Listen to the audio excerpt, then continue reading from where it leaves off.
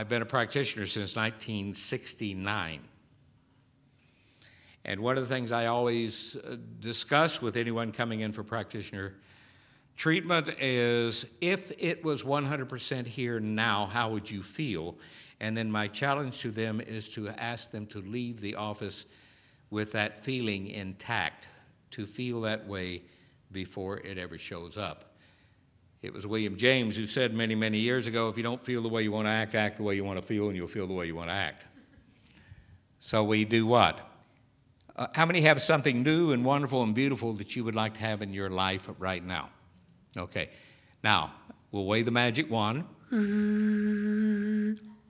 Okay, there it is. Okay, it's here. It's 100% now. It is yours. Better than anything you can imagine. How do you feel? See? Now, can you maintain that? Can you go leave it today and and walk out into this week with that feeling as your advancing edge? To know that something wonderful is happening now. Everybody say, something wonderful is happening now. And it's me. See, you are full of wonder. You're full of light. You're full of all the beautiful things. You're just full of it. All the time. Okay.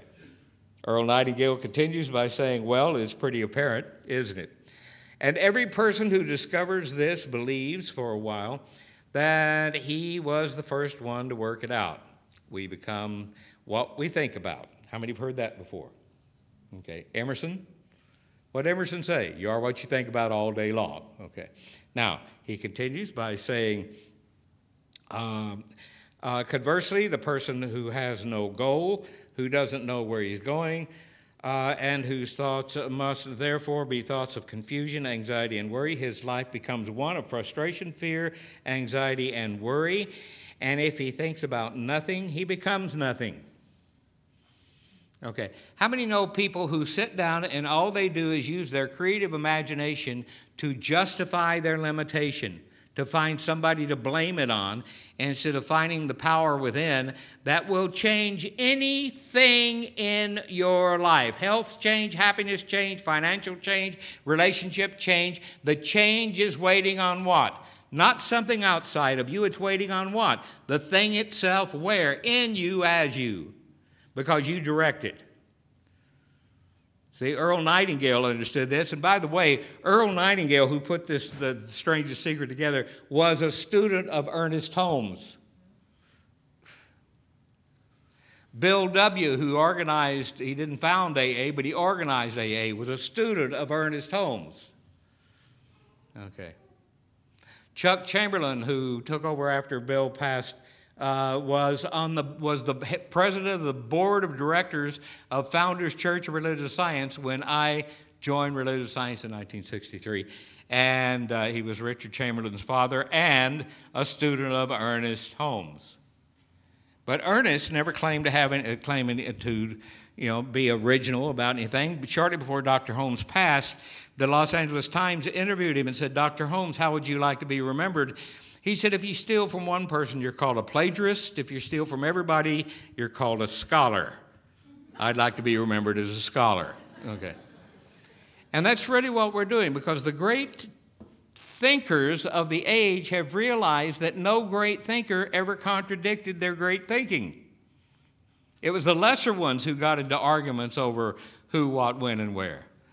An illustration I've used for years has been the person who climbs to the top of the mountain over here in the east, and he decides to sit on the top of the mountain and count and count and count till he reaches a number nobody's ever reached before, and it is zibba-zob, zibba-zob, zibba-zob, zibba-zob, zibba-zob, zillion, which sounds like our national debt. Anyhow, zibba-zob, zibba-zob, zillion over here, and then this one climbs the top of the mountain. He's going to climb to reach a number that nobody's ever reached before, and he counts and counts until he gets to zabazillion. So over here you got zibazillion, and over here you got zabazillion. And it's the same number, they just had a different pronunciation. And years go by until eventually these followers go to war with this followers over who has the right pronunciation. You see how stupid that is? And the reason is people are using things of the world as their motivation instead of higher truth. And higher truth in you as you does not dwell more in someone else than it does you. There is no one who's ever lived that has more power than you have. They just thought in a higher way. And they knew that what they were thinking was good enough to be true, and they weren't trying to make something happen. They were letting go and letting God, letting it happen. Earl Nightingale continues when he says, and if he thinks about nothing, he becomes nothing. How does it work? Why do we become what we think about? Well, I'll tell you. It works as far as we know. To do this, I will tell you about the situation that parallels the human mind. Suppose the farmer has some land. It's good. It's fertile land. The land gives the farmer a choice. He may plant in the land whatever he chooses. The land does not care. It's up to the farmer to make the decision. Everybody go along with that? Okay. Okay. Everybody say, the land that I plant my seed in does not care what I plant. Now, Dr. Holmes explained religious science once. He held up an acre and he said religious science is the tree that's in the seed before the seed is in the ground. Okay, so before you plant the seed, which is what spiritual mind treatment is, you see, now again, let's go back to basics. Everyone on the planet, whether they're Hindu, Islam, Buddhist, Shinto, or whatever, it doesn't matter. See? Every single one of them, okay, they're all planting seeds. They are all planting seeds, and the ground can't say no, so the seed they plant grows the crop or the experience they're living in. We are what we think about all day long. So our challenge is to wake up and recognize if I plant something I don't want, I can ding it up and plant something new. I don't have to blame the plant, and I don't have to figure out what caused me to do it. All I need to do is find out what. How many know people that have a problem, they're so busy trying to figure out why they got the problem, they never get around to finding the answer. Okay, see.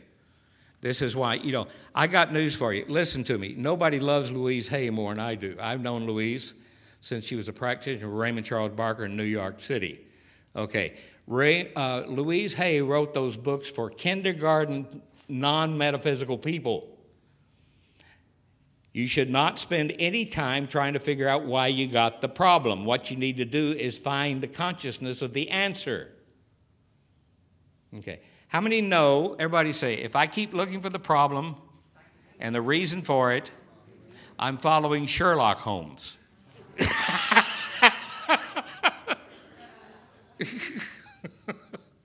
We follow Ernest Holmes. Okay. Ernest said, be in the now, face forward. Be in the now, face, everyone say, be in the now, face forward. Find the answer. The consciousness of the answer. Live the consciousness of the answer, no matter what the world's trying to talk you, how it's trying to talk you out of it.